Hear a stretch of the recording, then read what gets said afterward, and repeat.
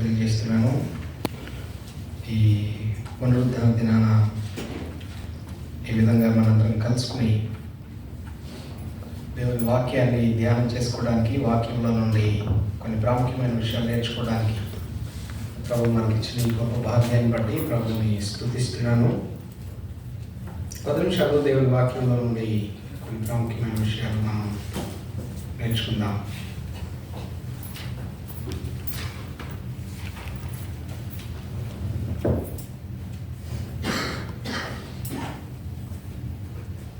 మన చుట్టూ చాలా రకరకాలైనటువంటి తత్వాలు, ఫిలాసఫీలు, ఆలోచనలు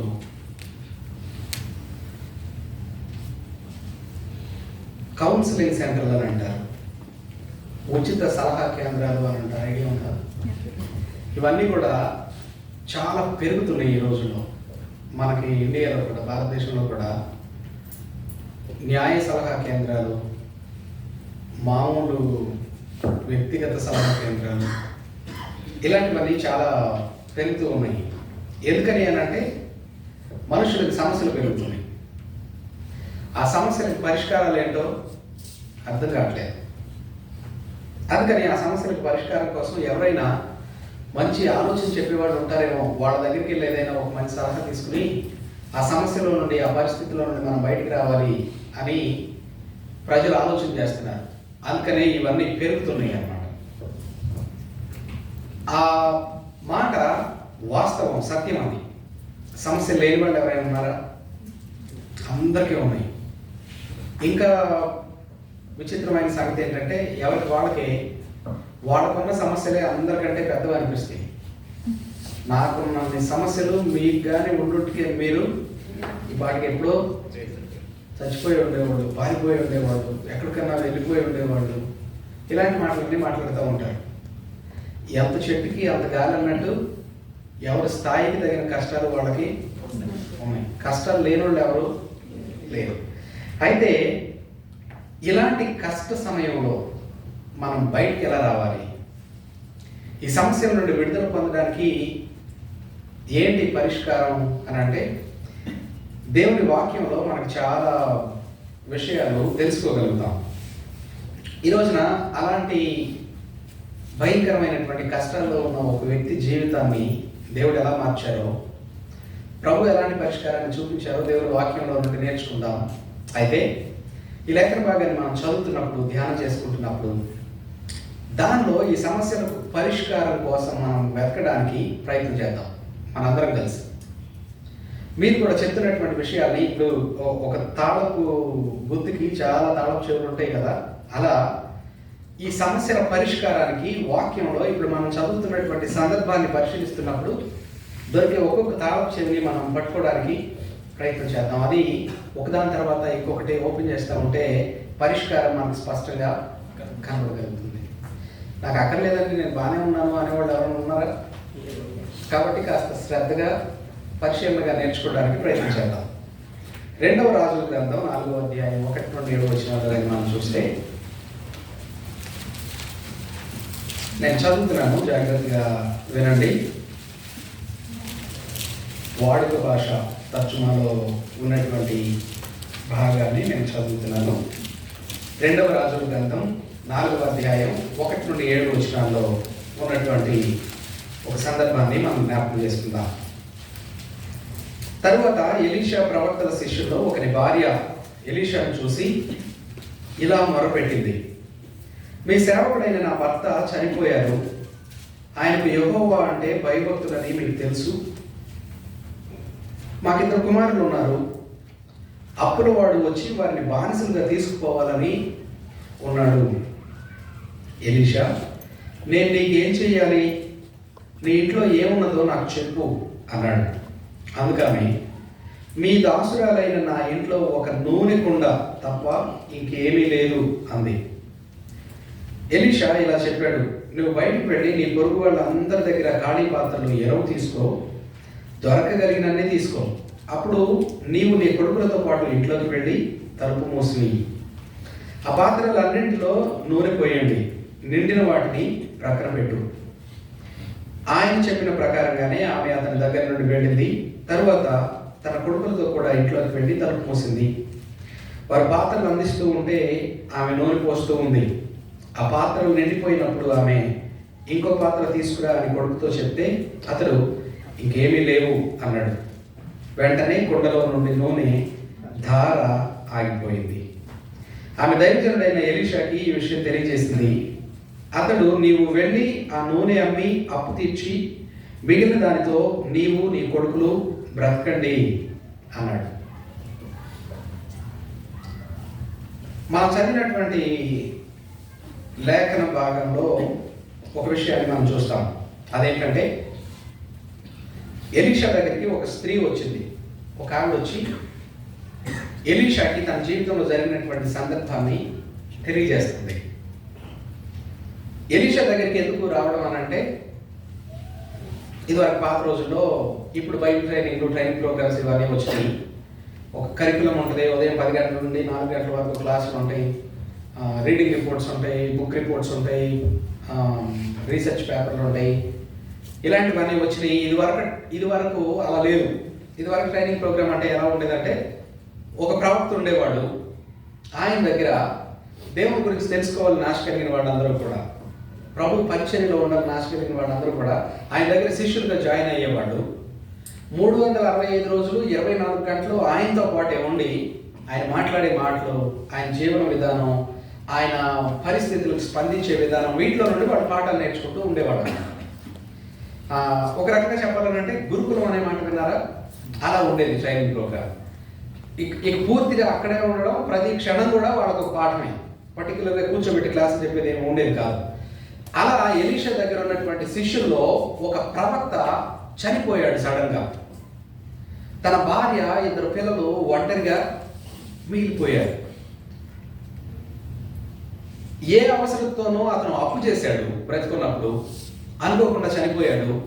ఇప్పుడు ఆ అప్పు తీర్చడానికి తన భార్యకి ఇంకొక దారి లేదు.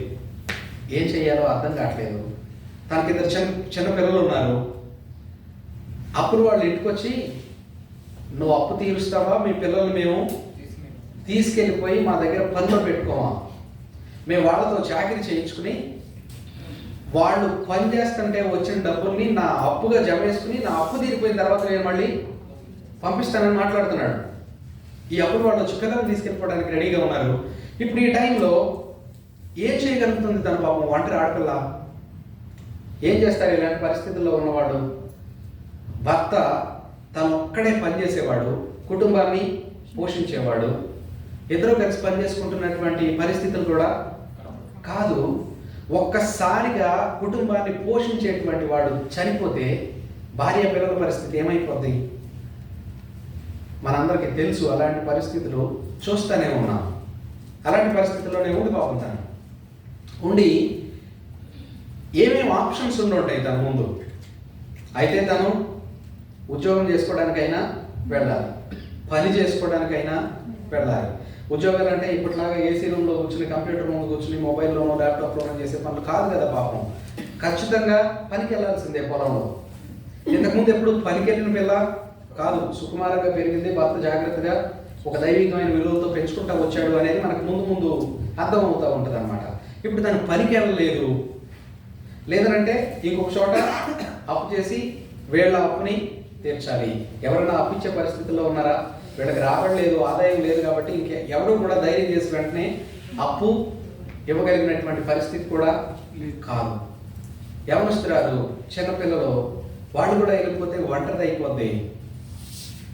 ఇంకేం ఆప్షన్స్, ఇంకేమి దారులు వెతుక్కోవచ్చు? ఎంతమందిని చూడట్లేదు మనం ఈ రోజున. డబ్బులు అవసరం అయ్యి పరిష్కారం కోసం ఏ దారి ఎత్తుకోవాలో అర్థం కాక సడన్గా ఏదో ఒక తప్పు నిర్ణయాలు, తొందరపాటు నిర్ణయాలు, పారిపోవడం, ప్రాణం తీసుకునే ఆలోచనలు, లేదనంటే శరీరాన్ని నమ్ముకోవాల్సినటువంటి దౌర్భాగ్యమైన పరిస్థితులు కూడా వెనకాడనటువంటి పరిస్థితులు. తను ఉన్నటువంటి పరిస్థితి అదే. అయితే తన ముందు ఎన్ని రకాల ఆప్షన్స్ ఉన్నాయి కదా, వీటిలో దేన్ని చూస్ చేసుకుంది అని అంటే, దేన్ని ఎన్నుకుంది అని అంటే, వీటిలో దేన్ని ఎన్నుకోలేదు. ఎలీషా దగ్గరికి వెళ్ళేది. ఆ రోజుల్లో ఎలీషా దగ్గరికి వెళ్ళడం లేదనంటే ప్రవక్త దగ్గరికి, దైవజనుల దగ్గరికి వెళ్ళడం అంటే దేవుని దగ్గరికి వెళ్ళడంతో సమానం. దేవునికి మనుషులకి మధ్యవర్తిగా ఒక ప్రవక్తని దేవుడు వాళ్ళకి నియమించాడు. వాళ్ళని నడిపించడానికి మొదటి నుండి కూడా నాయకుడిని ఆయన పెడుతూ వచ్చాడు. తర్వాత న్యాయాధిపతుల్ని నియమించాడు, తర్వాత రాజుల్ని నియమించాడు, తర్వాత ప్రవక్తల్ని నియమించాడు. దేవునికి మనుషులకి మధ్యలో ఎప్పుడూ ఒక మధ్యవర్తి ఉండేవాడు అనమాట. కాబట్టి ఏ పరిస్థితిలోనైనా కానీ రాజులు సైతం నేను యుద్ధానికి వెళ్ళాలా వద్దా అని దేవుని సలహా కోసం ఎవరి దగ్గరికి వెళ్ళేవాళ్ళు? ప్రవక్త దగ్గరికి వెళ్ళేవాళ్ళు అనమాట, దైవజనుల దగ్గరికి వెళ్ళేవాళ్ళు. కాబట్టి ఒక మధ్యవర్తి దగ్గరికి వెళ్ళడం అని అంటే ఆయన దగ్గరికి వెళ్ళినట్టే. ఈ ముందు ఉన్నటువంటి ఏ ఆప్షన్స్లోనూ ఒకదాన్ని ఎన్నుకోకుండా తను ప్రవక్త దగ్గరికి వెళ్ళింది. అంటే ఏంటి దాని అర్థం? నేను చేసేటువంటి పనుల్లో, నా ఆలోచనల్లో, నేను తీసుకునే నిర్ణయాల్లో ఏదైనా పొరపాటు ఉండొచ్చేమో కానీ దేవుని ఆలోచనలో మాత్రం ఎన్నటికీ పొరపాటు అనేది ఉండదు. దేవుని ఆలోచన ఆశీర్వాదకరమైంది, శ్రేష్టమైంది కాబట్టి నేను నా దేవుని ఆలోచన తీసుకుంటాను అని అనుకుంది. ఎక్కడ తనకు ఆలోచన ఎవరు చెప్పారు అని అంటే, ఇప్పుడు పర్టికులర్గా ఎవరో తనకు వచ్చి ఆలోచన చెప్పిన వాళ్ళు లేరు. తన భర్త నేర్పించుంటాడు బహుశా. దేవుని అంత భయభక్తులు కలిగిన వాడు అయి ఉంటాడు. ప్రవక్త అని మనం చూస్తున్నాం కదా, మంచివాడేనంటారా? భయభక్తులు కలిగిన వాడేనా? అక్కడ రాశాను కదా క్లియర్గా, నీ సేవకుడైన నా భర్త చనిపోయారు, ఆయన యెహోవా యందు భయభక్తులు కలవాడని మీకు తెలుసు కదా అని అంటుంది. కాబట్టి దేవుని యందు భయభక్తులు కలిగినటువంటి యజమాని ఏం నేర్పించాడంటే తన భార్యకి, మనం ఎవరన్నా లేకపోయినా సరే, ఏ పరిస్థితుల్లోనైనా సరే మనం దేవుని మీద ఆధారపడాలి, దేవుని వైపు చూడాలి, దేవుని ఆలోచన కొరకు కనిపెట్టాలి అనే విషయాన్ని నేర్పించాడు. మనందరికీ సమస్యలు ఉన్నాం, మనందరం కూడా అలాంటి పరిస్థితుల్లోనే ఉన్నాం. కానీ మనం ఎలాంటి నిర్ణయాలు తీసుకుంటున్నాం?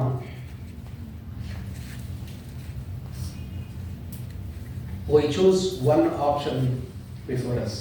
మన ముందు ఉన్నటువంటి ఆప్షన్స్లో ఒకదాన్ని ఎన్నుకుంటాం, కానీ దేవుని దగ్గరికి రావాలనే ఆలోచన వెంటనే మనకి రాదు. ఎందుకు రాదనంటే, దేవుని దగ్గరికి పరిగెత్తుకుని రావాలి అని మనకు చిన్నప్పటి నుండి నేర్పించిన వాళ్ళు లేరు. దేవుడు ఎంత నమ్మదగిన దేవుడో, ఆయన అన్యాయం చేసే దేవుడు కాదని మనకి తెలీదు.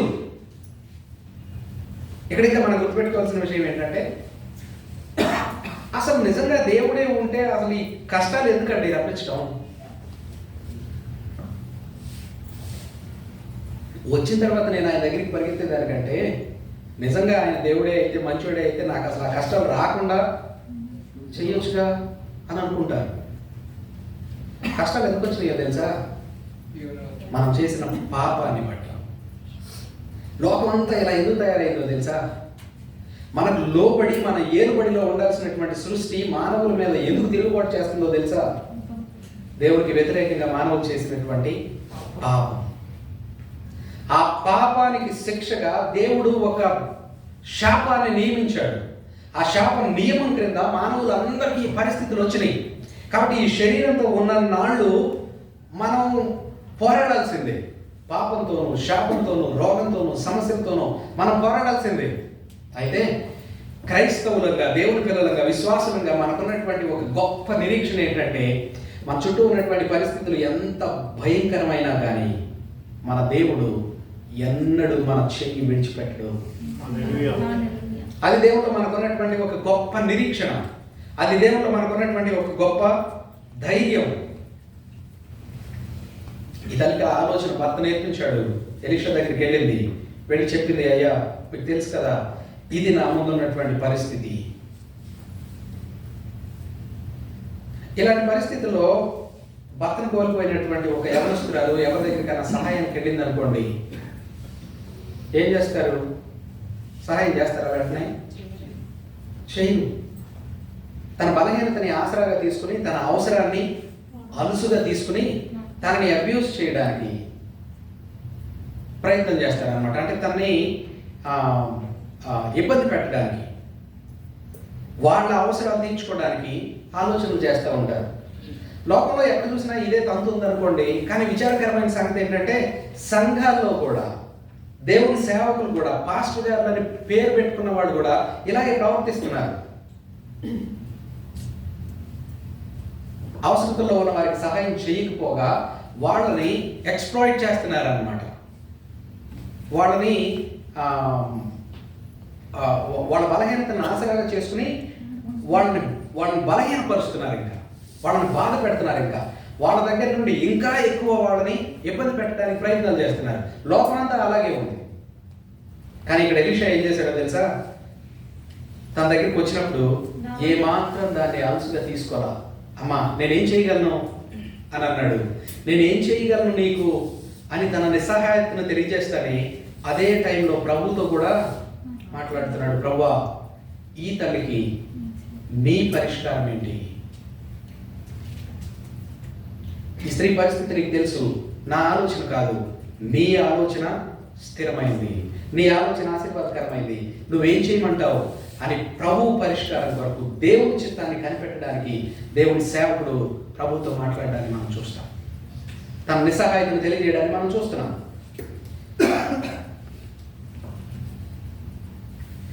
ఇంకా ఈ ఆలోచనలోనే తనతో మాట్లాడుతూ అంటున్నాడు, మీ ఇంట్లో ఏముందో నాకు చెప్పు. అంటే బహుశా తన ఇంట్లో ఏముందో చెప్పు అని అనడంలో తాను ఏదైనా సహాయం చేయగలడేమో అనే ఆలోచనతో అడిగి ఉండొచ్చు లోకానుసారంగా. అంటే ఒకవేళ మీ దగ్గర ఏమైనా అమ్ముకునే వస్తువులు ఉన్నాయి అనుకోండి, మీరు ఒకవేళ అమ్ముకుంటే తక్కువ డబ్బులకి బయట కొనుక్కుంటారేమో, ఏదో ఒకటి చేసి ఏదో ఒక తిప్పుడు పడి నేనేమన్నా సహాయం చేయగలుగుతానేమో, నీకేమన్నా డబ్బులు అరేంజ్ చేయగలుగుతానేమో మాట్లాడి అన్నట్టుగా అడిగి ఉంటాడేమో. మనకు స్పష్టంగా లేదు అక్కడ. ఏముందా నీ దగ్గర అని అడిగితే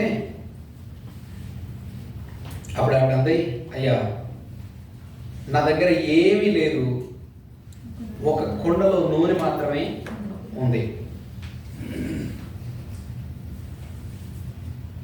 అని చెప్పింది. ఇప్పుడు ఆ నూనె కుండతో ప్రయోజనం ఏంటి? నూనె కుండతో అప్పులు తీర్చొచ్చా? తీర్చకూడదు. లేదంటే మా ఇంట్లో కొద్దిగా బియ్యం ఉన్నాయి, కొద్దిగా కూరగాయలు ఉన్నాయి, కొద్దిగా ఉప్పు ఉంది, కొద్దిగా కారం ఉంది అని చెప్పడం వల్ల మీ ఇంట్లో ఏముందండి అని ఎవరన్నా అడిగితే ప్రయోజనం ఏమన్నా ఉంటుందా? తనకేముంది అని అడిగితే తను ఏమన్నా కలిగి ఉందేమోనని అన్నీ ఆలోచించింది. ఒకటి గుర్తొచ్చింది, ఇంట్లో ఒక కుండ నిండా నూనె మాత్రమే ఉంది.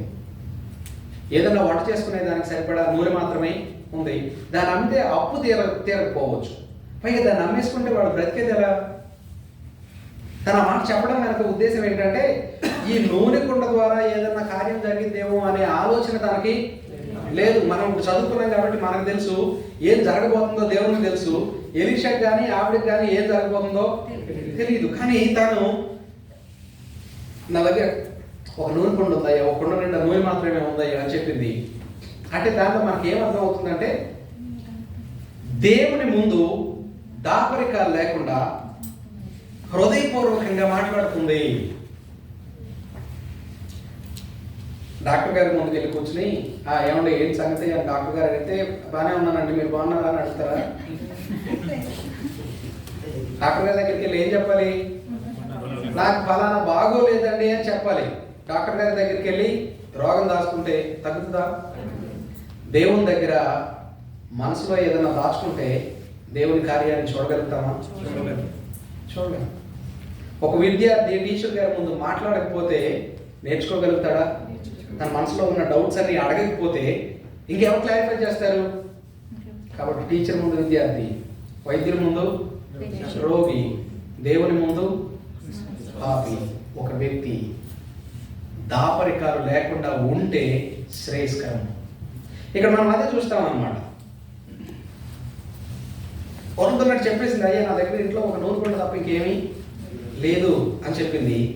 ఇమీడియట్గా దేవుని ఆలోచనని ఎలీషా చెప్పడాన్ని మనం చూస్తాం. అక్కడ ఆయన ఏమని అంటున్నాడంటే, అప్పుడు నువ్వు వెళ్ళి ఏం చేస్తావంటే ఇప్పుడు నీ పొరుగు వాళ్ళందరి దగ్గర ఖాళీ పాత్రలో తీసుకుని ఇల్లంతా నింపేసుకో, మళ్ళీ ఇది కానీ అరువు తెచ్చుకోవాలని అన్నాడు. అప్పు తెచ్చుకోవాలని అడిగి పాత్రలన్నీ ఇంట్లో నింపేసి నువ్వు నీ పిల్లలు ఇంట్లోకి వెళ్ళిపోయి తలుపులు వేసేసుకుని నీ దగ్గర ఒక నూనె పాత్ర ఉందన్నావు కదా, నూనె కుండ ఉందన్నావు కదా, ఆ కుండలో ఉన్న నూనెతో ఈ పాత్రలను నింపడానికి మొదలుపెట్టు అని అన్నాడు. అలాంటి సలహా మనకు కానిస్తే ఏం చేసేవాళ్ళం? ఏం చేస్తారు? మీరు ఏం చేస్తారు? అయ్యా నేను బాగా అప్పుల్లో ఉన్నాను, పిల్లలు వాళ్ళు వచ్చి మానసికంగా తీసుకెళ్ళిపోతాను అంటున్నారు, నేనేం ఏ పని చేసుకోలేను, మా ఆయన నీ దగ్గర శిష్యుడిగా ఉన్నాడు, ఆయన చాలా భక్తి కలిగినోడు తెలుసు, నువ్వు ఏదైనా నాకు సహాయం చేయని వస్తే ఆయన చుట్టుపక్కల వాళ్ళ దగ్గరికి వెళ్ళి అన్ని ఖాళీ పాత్రలు తెచ్చుకుని ఇల్లంతా నింపుకుని తలుపులు వేసుకుని నూనె పోయానంటే ఏం చెప్తారు? మీరు ఏం చేస్తారు? చాలా నిరాశగా సరే చేస్తారా అని వస్తారు. అదేమి వర్కౌట్ అవ్వదులే అని చెయ్యం. లేదంటే బాగా ఇక ఉక్రోషంగా ఉంటే కొంతమంది చిన్న పెద్ద లేకుండా తిట్టేస్తారు. ఏ మాట పడితే ఆ మాట. నేను ఏ పరిస్థితిలో వచ్చాను, నువ్వేం మాట్లాడుతున్నావు, ఏమన్నా తెలుస్తుందని కదా, నేను డబ్బులు ఇస్తావని వస్తే నువ్వు ఆ ఉన్న నూనె కూడా మళ్ళీ అందులో పోయి ఇందులో పోయి వాళ్ళ దగ్గరికి వెళ్ళి తీసుకురా అని అంటున్నావు అని విచిత్రంగా మాట్లాడతాం. ఇంకా ఎన్ని రకాలుగా సరే మనం రెస్పాండ్ అవ్వచ్చు. పైగా ఇప్పుడు ఆయన చెప్పినటువంటి ఆలోచన తనకి చేయడానికి కష్టమైందా, తేలికైందా? కష్టమైన పరిస్థితేనా, తేలికైన పరిస్థితేనా? ఎందుకని కష్టం? చుట్టుపక్కల వాళ్ళ దగ్గరికి వెళ్ళి అందరి దగ్గర అడగాలి. అమ్మ నాకు మీ ఇంట్లో ఖాళీ గిన్నెలు ఏమన్నా ఉంటే, ఇత్తర బిందులు, రాగి బిందులు, ఇంకేమేమి ఉంటాయి, ఈ పెద్ద పెద్ద దవరాలు, గమేళాలు ఇవన్నీ ఉంటాయి కదా, కొద్దిగా అవన్నీ నాకు ఇవ్వ ఒక్కసారి, మళ్ళీ నేను ఇచ్చేస్తా అని చెప్తే అప్పుడు వాళ్ళు ఏమంటారు? సరే అమ్మ తీసుకోని అంటారా? ఏమంటారు?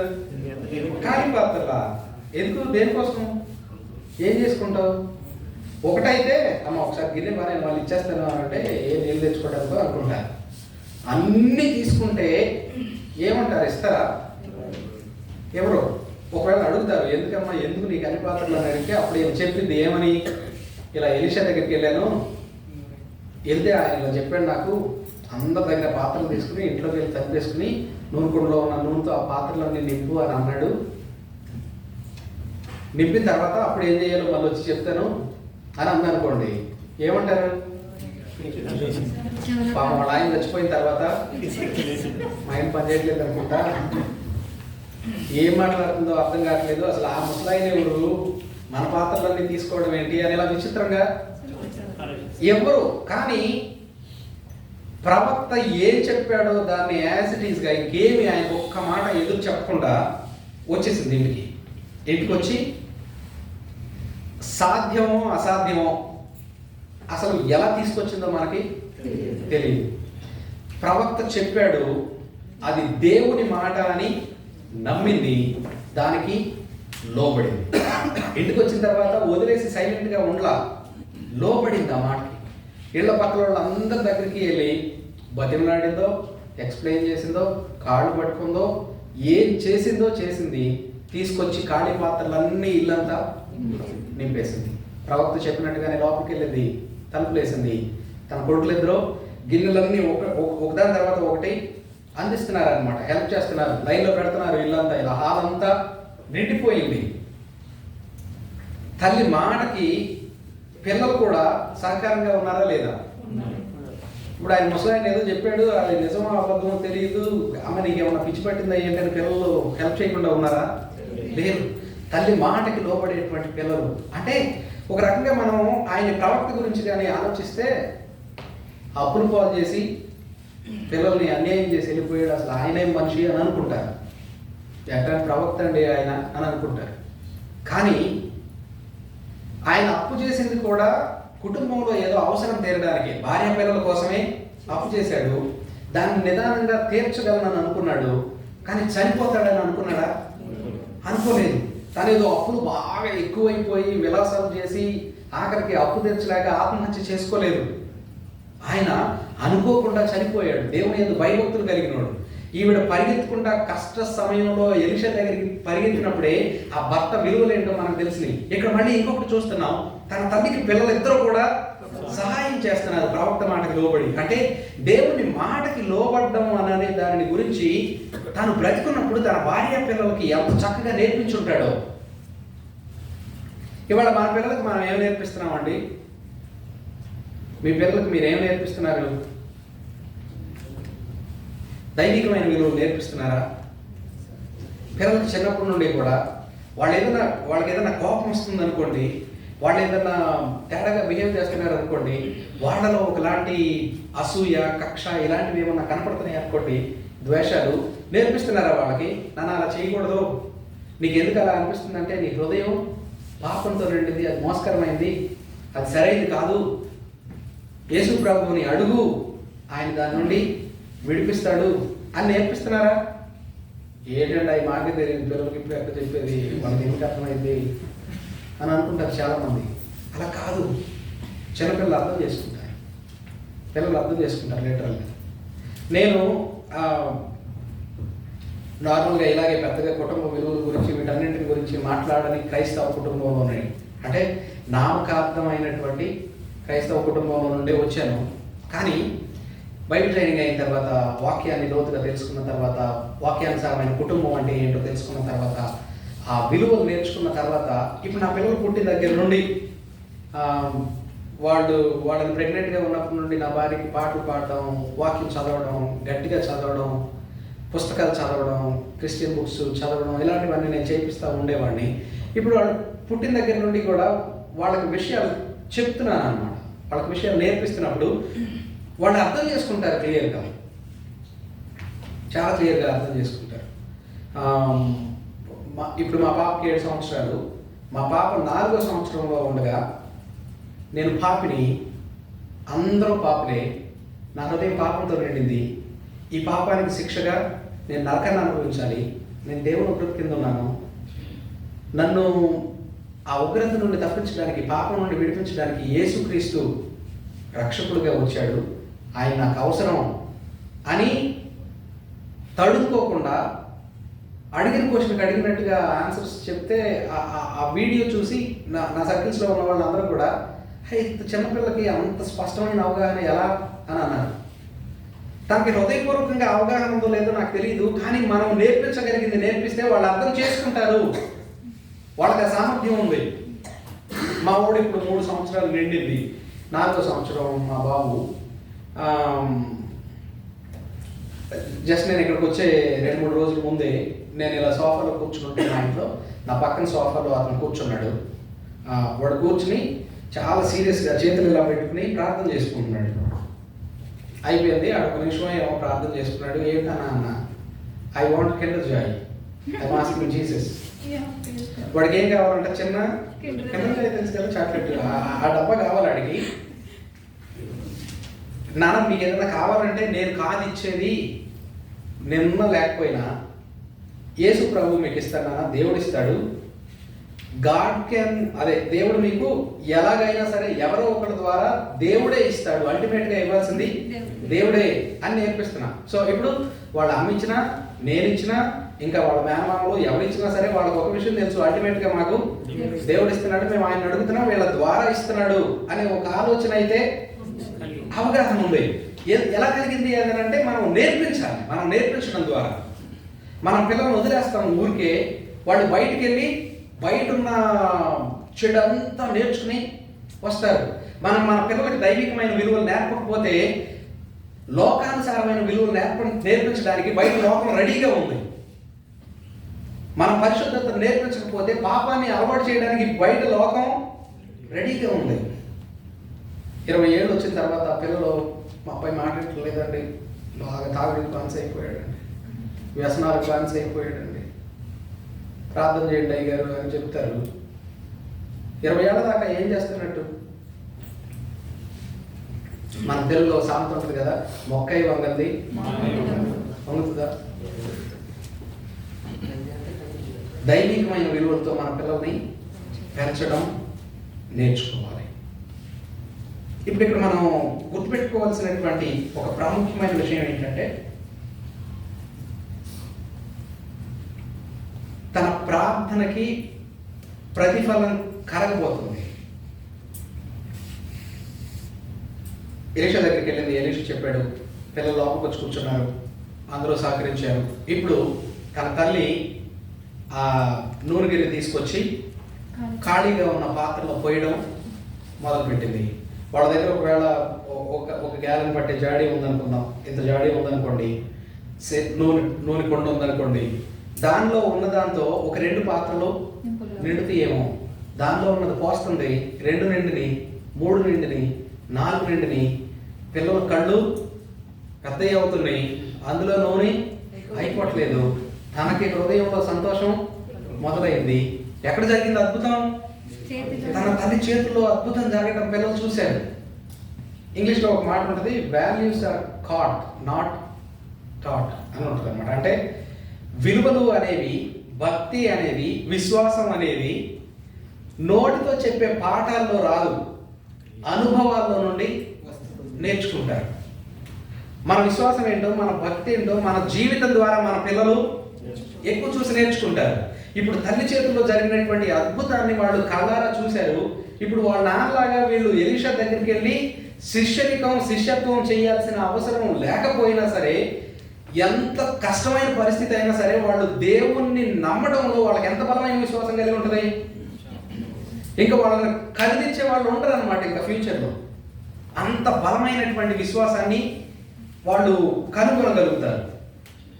నూనె పోస్తూనే ఉంది, పాత్రలన్నీ నిండిపోతూనే ఉన్నాయి. ఇప్పుడు ఆఖరిగా వాళ్ళ అబ్బాయి పిలిచి, నాన్న ఇంకో గిన్నె ఇది కూడా నిండిపోయింది అని అంటే, అప్పుడు ఆయన అన్నాడు, మమ్మీ ఇంకా గిన్నెలు లేవు అని అన్నాడు.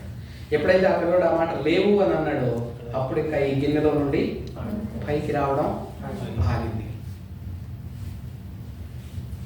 ఎంత గొప్ప అద్భుతాన్ని వాళ్ళు చూడగలిగారు. ఈ దైవికమైనటువంటి పరిష్కారాన్ని చూడగలగడానికి తాను వేసినటువంటి మొట్టమొదటి అడుగు ఏంటంటే, తనున్నటువంటి ఈ సమస్యల్లో దేవుని ఆలోచన కొరకు అడుగేసింది. దేవుని ఆలోచన కొరకు అడుగేసింది అని అంటే, ఆయన ఏదో వెళ్ళాలని చెప్పాడు కాబట్టి వెళ్ళడం మాత్రమే కాదు, అక్కడికి ఒక ప్రత్యేకమైన మాట రాసి ఉండడాన్ని మనం చూస్తాం. ఏమంటుందంటే, ఎలీషాను చూసి ఇలా మొర్రపెట్టింది అని ఉంటుంది అన్నమాట. మొర్రపెట్టడం అంటే ఏంటి? ఊరికి ప్రార్థన చేసేదానికి మొరపెట్టేదానికి తేడా ఉందా? ప్రార్థన మొరన ఒకటేనా? ప్రార్థన అంటే ఏంటి? నామకార్థ ప్రార్థన అంటే ఏంటంటే, మనం రోజు చేస్తాం చూసారా, రోజుకి 3 సార్లు 4 సార్లు, దాన్ని నామకార్థ ప్రార్థన అని అంటాం. పొద్దున్నే లేస్తాం, ప్రభా రాత్రి అంతా మంచి నిద్ర ఇచ్చావు, పగలంతా కాపాడు, దీవించు, ఆశీర్వదించు, ప్రయాణాల్లో తోడుగా ఉండు, అన్నీ ప్రార్థన చేస్తాం. మళ్ళీ సాయంత్రం వచ్చి నిన్ను స్తుతించడానికి, నీ కృతజ్ఞతలు చెప్పడానికి, నన్ను కాపాడు, నాకు సహాయం చేయను ఆయన, ఆమె అనుకుని వెళ్తాం. మళ్ళీ రాత్రికి వస్తాం, ప్రభా పగలంతా కాపాడావు, ఆరోగ్యం ఇచ్చావు, ఆయుష్ ఇచ్చావు, ప్రభు చూపించావు, అన్నీ చేసావు, మళ్ళీ రాత్రికి నిద్రపోతున్నాను, కొద్దిగా నాకు జాగ్రత్తగా కాపలాగా ఇప్పుడు రాత్రికి సుఖమైన నిద్ర ఇవ్వయ్యా, పొద్దున్నే మళ్ళీ నిన్ను సంతోషంగా స్తుతించడానికి, కృతజ్ఞతలు చెప్పడానికి సహాయం చెయ్యి, నా కుటుంబాన్ని దీవించు, నా భార్యను దీవించు, పిల్లలను దీవించు, నాకు ఉద్యోగంలో ప్రమోషన్లో ఇవ్వు, యేసు నామములో అడుగుచున్నాను తండ్రి, ఆమేన్. మళ్ళీ పొద్దున్నే లేచి, అయ్యా రాత్రి అంతా కాపాడావు, మళ్ళీ సాయంత్రం నిన్ను స్తుతిస్తా, మళ్ళీ సాయంత్రం పొద్దున్నే స్తుతిస్తా. ఎందుకు స్తుతించేది? ఎప్పుడు? పొద్దున సాయంత్రం, పొద్దున సాయంత్రం అని చెప్పడమే కానీ ఎప్పటికి. ఇది నామకార్థ ప్రార్థన అనమాట. ఊరికే పేరుకి 2 పూటలు ప్రార్థన చేసుకోవాలని మన పాస్టర్ గారు ఎప్పుడో చిన్నప్పుడు చెప్పాడు కాబట్టి, సండే స్కూల్ టీచర్ చెప్పింది కాబట్టి, అలా 2 సార్లు లెగ్గానే చేయడం, పడుకునే ముందు చేయడం. ఇంకా నామకార్థ ప్రార్థన ఇంకెక్కడెక్కడ చేస్తాం? ఏదైనా ఊరు వెళ్ళేటప్పుడు, ప్రయాణం మొదలుపెట్టేటప్పుడు చేస్తాం, భోజనం చేసేటప్పుడు, అన్నానికి ముందు, తినే ముందు చేస్తాం. ఇవన్నీ కూడా నామకార్థంగా చేసే ప్రార్థనలు. ఎందుకంటే మనం మాట్లాడే మాటలు హృదయంలో నుండి రావు, ఇక్కడ దాకా ఊరికే పెదవుల నుండే వస్తాయి. ఆ మాటలకి పెద్దగా మనకేమి ఫీలింగ్స్ ఉండవు, దానికి ఫలితం కూడా ఏమీ ఉండదు. అది గుర్తుపెట్టుకోండి. ఇక్కడ తను ఏం చేసిందంటే మొర్రపెట్టింది. మొర్రపెట్టడం అంటే ఏంటంటే, హృదయంలో ఉన్నటువంటి వేదన అంతా చూపిస్తూ ఆ తీవ్రత కలిగి మాట్లాడడం అన్నమాట. దాన్ని మొర అని అంటారు. మొరపెట్టడం అని అంటే హృదయం బద్దలైపోయినటువంటి పరిస్థితిలో మాట్లాడే మాట. హృదయపూర్వకంగా నాకు నువ్వు తప్ప ఇంకెవరు పరిష్కారం చూపించడానికి అవకాశం లేదు అన్నాడు. ఇప్పుడు దేవుని పరిష్కారం కొరకు అంత తీవ్రతతో కనిపెట్టింది ప్రభు అద్భుతాన్ని జరిగించాడు. ఇక్కడ మనం గుర్తుపెట్టుకోవాల్సింది ఏంటంటే, మనం ఉన్న ప్రతి పరిస్థితిలో నుండి ఇలాగే దేవుడు మనల్ని అద్భుతంగా విడిపిస్తాడు అని అనేది హామీ కాదు ఇక్కడ మనం తెలుసుకోవాల్సింది. ఇప్పుడు నాకేదో సమస్య వచ్చింది, నేను ప్రభువా నువ్వు సహాయం చేయాల్సిందే ఆయన నాకు ప్రార్థన చేసి ఆమె నన్ను లేచాను, బయటకు వచ్చేసరికి అద్భుతం జరిగిపోవాల్సిందే అని అనుకోకూడదు. అది కాదు దాని అర్థం. దేవుడు మన ప్రతి సమస్య నుండి విడిపిస్తారు. ఆయన ఎంత గొప్ప అద్భుతాన్నైనా చేయగలడు. ఎందుకంటే ఆయనకున్న పేరు సర్వశక్తి కలిగిన వాడు, ఓమ్నిపోటెంట్ అని అంటారు. అంటే ఆయన చేయలేదంటూ ఏది లేదు. ఆయన శక్తికి ఒక కొలత అనేది, ఒక పరిధి అనేది లేదు. ఆయన అనంతమైనటువంటి శక్తి కలిగిన వాడు. ఆయన చేయలేదంటూ ఏది లేదు. ఆయనకు అసాధ్యమైనది ఏది లేదు. ఆయన చేయగలడు. కానీ నేను అడగగానే ఇమీడియట్గా జరిగిపోద్ది అని అనుకోకూడదు. ఈవిడ ఎలీషా దగ్గరికి ఎందుకు వెళ్ళిందండి? డబ్బులు ఏమన్నా ఇస్తాడేమో, పెద్ద ఆయన కొద్దిగా అప్పు కట్టుకుందామని వెళ్ళింది. కానీ ఆయన డబ్బులు ఇచ్చాడా? ఇప్పుడు నీకు పలానా చోట దొరికింది వెళ్ళు చెప్పాడా? తాను ఊహించదా అసలు ఇలాంటిది ఏదన్నా జరుగుతుందని. కాటిపాత్రలన్నీ తీసుకుని నూనె నింపని చెప్పాడు, కానీ ఆ నూనె అమ్ముకుని ఆ డబ్బులు అప్పు తీర్చుకోవాలని చెప్పాడా? కనీసం చెప్పలా. ఆవిడ అడిగింది ఏంటి, ఆయన చెప్పింది ఏంటి, కానీ ఆవిడ నమ్మింది, లోబడింది. ఇక్కడ అద్భుతాన్ని చూడగలిగింది. మనం నేర్చుకోవాల్సిన పాఠం ఏంటంటే, మన పరిస్థితులు యథార్థంగా మనం ప్రభువు ముందు ఉంచడమే. మన జీవితంలో శ్రమలు ఎందుకు వస్తాయి అంటే, 3 కారణాలను బట్టి శ్రమలు మన జీవితాల్లోకి అనుమతించబడతాయి అనే విషయాన్ని మనం తెలుసుకుంటాం. 1, మనల్ని విశ్వాసంలో బలపరచడానికి. దేని కొరకు? విశ్వాసంలో బలపరచడానికి. 2, పరిశుద్ధతలోనికి, లోతైన పరిశుద్ధతలోనికి నడిపించడానికి. అంటే ఇంకొక మెట్టు ప్రమోషన్ ఇవ్వడానికి, ఇంకా ఘనమైన మెట్టు ఏదో పైకి ఎక్కించడానికి. 3, మనల్ని క్రమశిక్షణ చేయడానికి. దేనికోసం అండి? క్రమశిక్షణ చేయడానికి. మనం పరిశుద్ధతలో పడిపోయామనుకోండి, దేవునికి దూరంగా వెళ్ళిపోయామనుకోండి, మనం ఆయన సంకల్పంలో రక్షణ పొందడానికి ఉన్న ప్రజల్లో ఉన్నామనుకోండి, మనం ఆయన వ్యక్తులం అనుకోండి, మన బలహీనతను బట్టి మనం పడిపోతే మరలా ప్రభు దగ్గరికి తీసుకురావడానికి దేవుడు శ్రమల్ని అనుమతిస్తాడు. ఉద్యోగం పోవచ్చు, ఆరోగ్యం పోవచ్చు, అవమానం కలగవచ్చు, ఏదైనా జరగవచ్చు. దాని ద్వారా మళ్ళీ మనం తిరిగి ప్రభు దగ్గరికి రావడానికి శ్రమల్ని అనుమతిస్తాడు. ఈ 3 కారణాలను బట్టి దేవుడు శ్రమలను అనుమతిస్తాడు. ఇప్పుడు మనకు శ్రమ కలిగినప్పుడల్లా వెంటనే మోకరించి నేను అయ్యా అని తీవ్రంగా ప్రార్థన చేయగానే అద్భుతం జరిగిపోద్దని అనుకోకూడదు. తండ్రి, ఇది నాకు ఎందుకు అనుమతించావో నాకు తెలియదు. నువ్వు దీని నుండి నన్ను విడిపించడానికి సమర్థుడమైన దేవుడు, కానీ నీ చిత్తానుసారమైన మార్గంలో, నీ చిత్తానుసారమైనటువంటి సమయంలో నన్ను విడిపించిన ఆయన. ఒకవేళ ఈ సమస్య నుండి నువ్వు నన్ను విడిపించకపోయినా సరే, నాకు తెలుసు నువ్వు నా చెయ్యి విడిచిపెట్టే దేవుడివి, నువ్వు నమ్మదగిన దేవుడు అయ్యా అని ప్రార్థన చేయడం నేర్చుకోవాలి. తను ఊహించలా, తను ఎక్స్పెక్ట్ చేసింది ఒకటి, ఆయన చెప్పిన పరిష్కారం ఇంకొకటి. ఆఖరికి ఆ సమస్య నుండి అద్భుతంగా దేవుడు తన మహిమ కొరకు పరిష్కారాన్ని చూపించడాన్ని మనం చూస్తాం. ఇప్పుడు ఇవన్నీ నిండిపోయిన తర్వాత మళ్ళీ ఇప్పుడైనా సరే, ఇవన్నీ నిండిపోతే ఇవన్నీ అమ్ముకోవాలి కాబోలు ఇక అని అనుకుని వెళ్ళి తన సొంతంగా తనంతా తాను వెళ్ళి అమ్మేసుకోలేదు. వాటిని ఏం చేసింది మరి? దైవజనుడైన ఎలీషాకి ఆ విషయం తెలియజేసింది. ఆ పాత్రలన్నీ నిండిపోయి అలాగే ఉన్నాయి, అన్ని నింపేసుకున్నారు. జాగ్రత్తగా ఇంట్లో కాలు పెట్టడానికి కూడా ఖాళీ ఉందో లేదో అడుగులో అడుగేసుకుంటూ బయటికి వెళ్ళింది. పరిగెత్తుకుంటే మళ్ళీ ఎలీషా దగ్గరికి వెళ్ళింది. అయ్యా నిండిపోయినాయి అయ్యా, ఇల్లంతా నూనెతో ఫుల్ అయిపోయింది అని చెప్పింది. ఏం చూస్తాం అక్కడ? మనం కృతజ్ఞత కలిగిన జీవితం. తర్వాత 2వది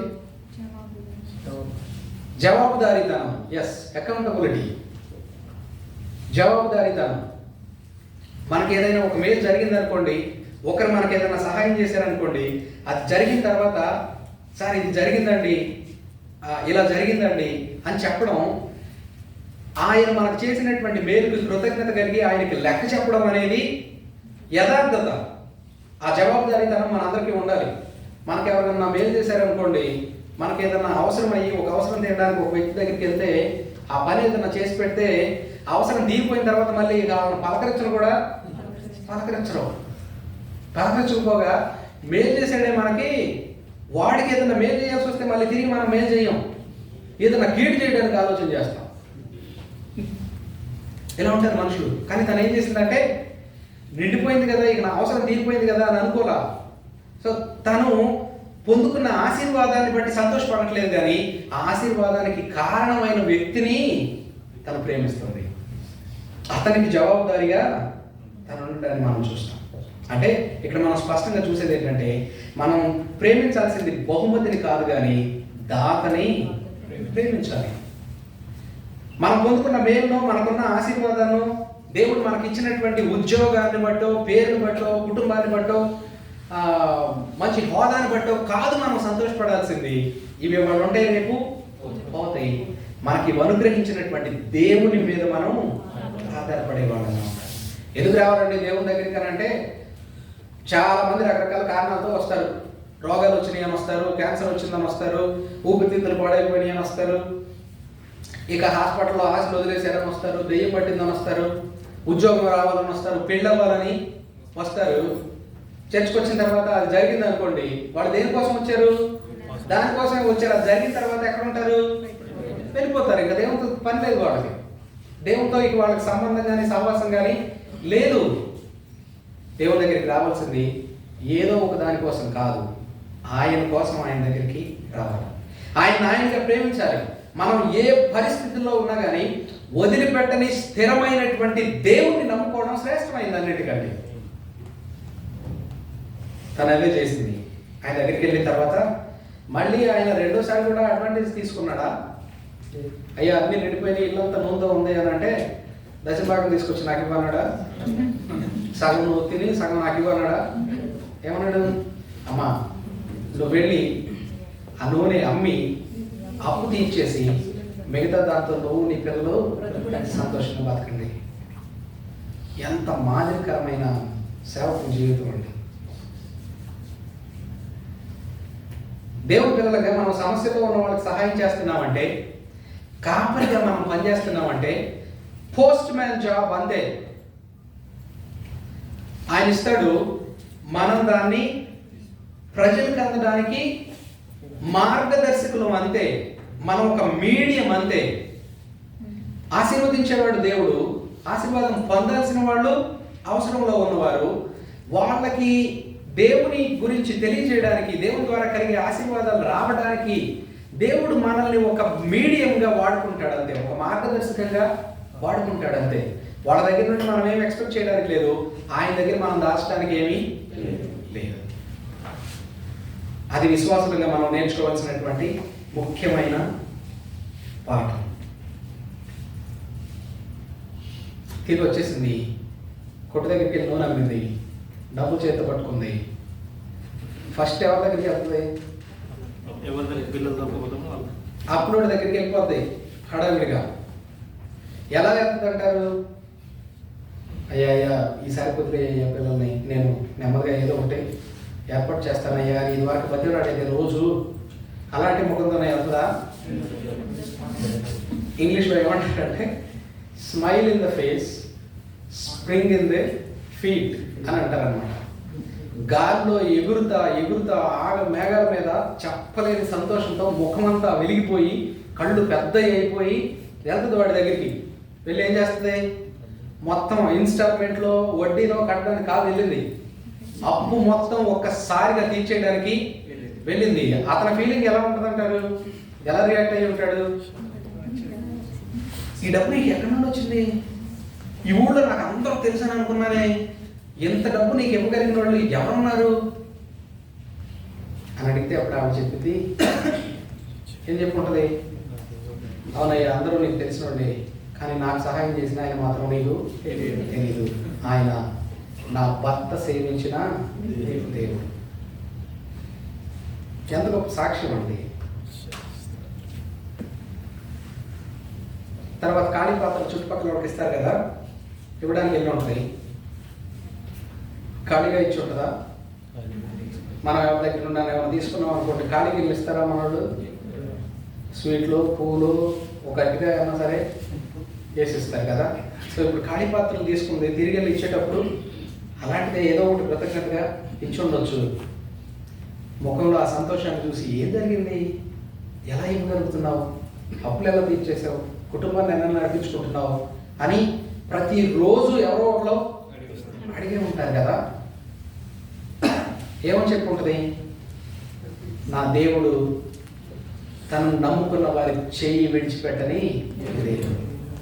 ఆయన విడిచిపెట్టలేదు. తన గొప్ప కార్యాన్ని అక్కడ సీనియర్ ప్రవక్త గారు ఉన్నాడు, పెద్ద పాస్టర్ గారు. ఆయన చెప్పలా ఎవరికి, వీళ్ళు ఆయన ప్రవక్త శిష్యుడు, ఆయన ఎవరికి చెప్పలా.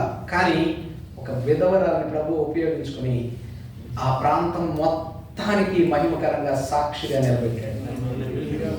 ఆవిడ్ని సాక్షిగా అంత అద్భుతంగా వాడుకోగలిగిన దేవుడు మనల్ని వాడుకోడా? డెఫినెట్గా. ఆయన వాడుకునే దానికి పరిమితులు ఏమి లేవండి, అర్హతలు ఏమి లేవండి, క్వాలిటీస్ క్వాలిఫికేషన్స్ ఏమి అక్కర్లేదు.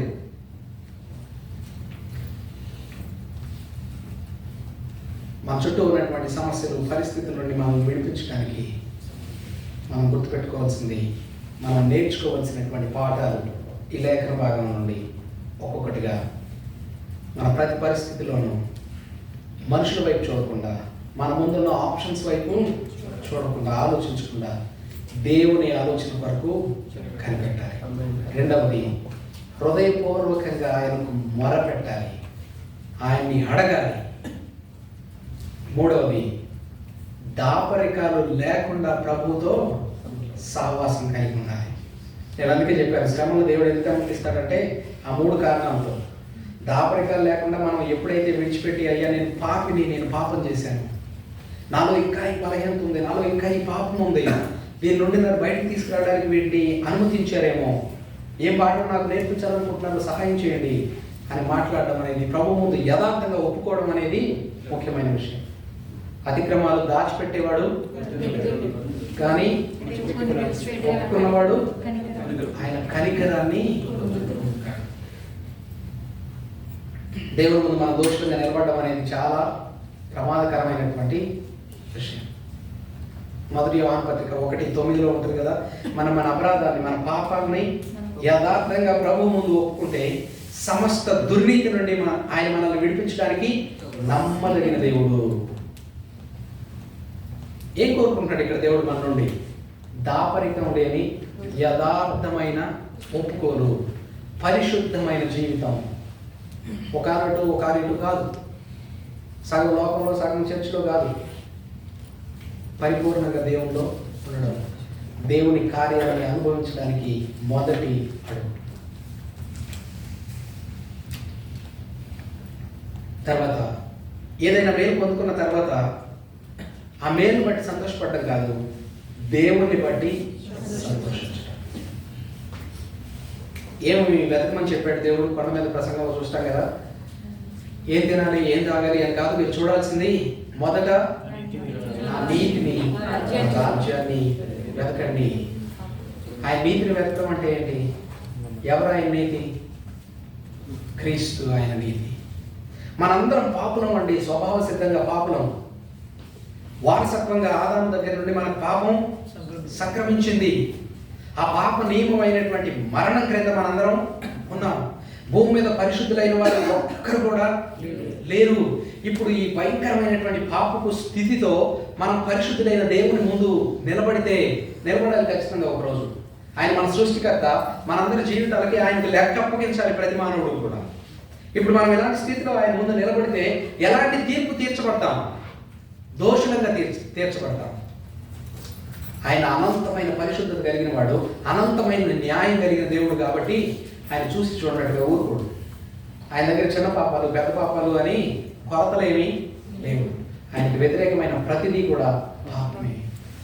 ఇప్పుడు మరి మనల్ని ఆ పాపం నుండి, ఆ భయంకరమైన దేవుని ఉగ్రత నుండి తప్పించగలిగిన మార్గం ఏంటి, దారేంటి అని అంటే ఆయన నీతి అయిన క్రీస్తు, యేసుక్రీస్తు ప్రభువు వారు పరిపూర్ణమైన నీతిమంతుడిగా భూమి మీద జీవించి మనందరి పాపమెరుగని ఆయన మన కొరకు పాపముగా మార్చబడిన, మనందరి పాపాలు తన పైన వేసుకొని మనం అనుభవించాల్సిన శిక్షను, తండ్రి ఉగ్రతను శిలువ పైన క్రీస్తు అనుభవించాడు. ఇప్పుడు ఎవరైతే అయ్యో నేను ఘోరమైన పాపిని, క్రీస్తు నా పాపాన్ని శిలువలో కొట్టివేశాడు, ఆయన శిలువ మరణం నా కోసమే, ఆయన శిలువలో చిందించిన పరిశుద్ధమైన రక్తం నా అపవిత్రమైన హృదయాన్ని, జీవితాన్ని, పాపాన్ని, కల్మషాన్ని కడిగివేస్తుంది అని నమ్ముతారో వాళ్ళు నీతిమంతులుగా తీర్చబడతారు, వాళ్ళు దేవుని పిల్లలుగా మార్చబడతారు. ఆ దేవుని పిల్లలుగా మార్చబడిన వారు పరిపూర్ణంగా అయిన దేవుణ్ణి వెతకగలుగుతారు. ప్రతి పరిస్థితిలోనూ చలనం లేకుండా దేవుని వైపు చూస్తూ వాళ్ళ విశ్వాస ప్రయాణాన్ని కొనసాగించగలుగుతారు. అలాంటి ధన్యకరమైన జీవితాన్ని ప్రభు మనందరికీ దయచేయనుగాక. తలలో చిన్న ప్రార్థన చేసుకుంటాం.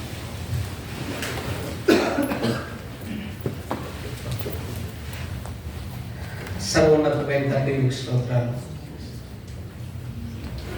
మాటల్లో వర్ణించలేనంత గొప్ప ప్రేమతో మమ్మల్ని ప్రేమించిన పరలోక తండ్రి మీకు వందనాలు. ఈ మధ్యాహ్న కాల సమయంలో క్రీస్తు ద్వారా మీరు మాకు ఇచ్చిన గొప్ప భాగ్యాన్ని బట్టి మిమ్మల్ని స్తుతిస్తున్నాము. ఉగ్రత నుండి, శాపం నుండి మమ్మల్ని తప్పించి మీ ఆశీర్వాదాలతో నింపినందుకు మీకు వందనాలు. క్రీస్తు ద్వారా విమోచింపబడిన మేమందరం సంఘంగా, మీ పిల్లలుగా, మీ కుటుంబంగా కలిసి ఎదగడానికి, విశ్వాసంలో బలపడడానికి, క్రీస్తు సారూప్యతలోనికి మార్చబడడానికి, ఒక్కొక్క అడుగు ఆత్మీయంగా ముందుకు రావడానికి మీరు అనుగ్రహించిన కృపను బట్టి, మీరు మాకు ఇచ్చిన ఈ పరిశుద్ధ బైబిల్ గ్రంథాన్ని బట్టి మీకు వందనాలు చెల్లిస్తున్నాం. వాక్యంలో నుండి ఈ మధ్యాహ్నకాల సమయంలో మీరు మాకు నేర్పించిన పాఠాలన్నింటినీ మా మనసులో జ్ఞాపకం ఉంచుకుని, నెమరు వేసుకొని వాటి ప్రకారంగా మేము జీవించడానికి మాకు సహాయం చేయండి తండ్రి. మీ మహిమ కొరకు ఈ గొప్ప కార్యాన్ని జరిగించండి. ఈ విధవరాలు తనకున్న పరిస్థితిలో ఏ విధంగా మీ దగ్గరికి వచ్చి మీకు మొరపెట్టి యథార్థమైన హృదయంతో నమ్మి లోబడి తన సమస్య నుండి బయటికి రాగలిగిందో, మీ చిత్తానుసారమైన పరిష్కారాన్ని అనుభవించగలిగిందో, అలాంటి జీవితాన్ని మాకు అందరికీ దయచేయండి తండ్రి. ఇక్కడ ఇంకా ఎవరైనా రక్షణ లేని వారు ఉంటే వారికి మారు మనసు దయచేయండి, విశ్వాసాన్ని దయచేయండి, రక్షణ భాగ్యాన్ని దయచేయండి. రక్షణ పొందిన బిడ్డలైనప్పటికీ ప్రభు విశ్వాసంలో బలంగా లేకుండా, పరిస్థితులను బట్టి బలహీనమైన స్థితిలో ఉంటే క్రీస్తు పేరిట బలపరచండి. ఎవరైనా బంధకాల్లో ఉన్నవారు ఉంటే నజరేయుడైన యేసు నామములో ప్రతి బంధకం నుండి విడుదల కలిగించుకున్నాం. ఈ మంచి సమయాన్ని బట్టి మిమ్మల్ని స్తుతిస్తున్నాం. మా అందరి జీవితాన్ని మీకు అప్పగిస్తున్నాం. మీ మహిమ కొరకు మమ్మల్ని నడిపించండి. నజరేయుడైన యేసు నామములో అడుగుచున్నాం తండ్రి.